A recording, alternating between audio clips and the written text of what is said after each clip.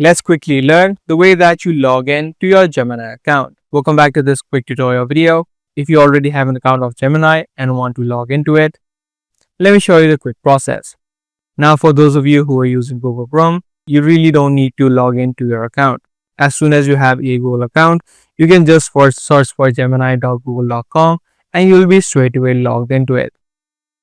But however, if you're not using a Google Chrome, for example, if you're using Brave and search for gemini.google.com, it will show you a section called sign in on the top right.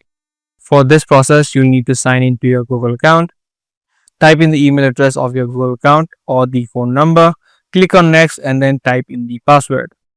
As soon as you do that, you'll be now logged in to your Gemini account.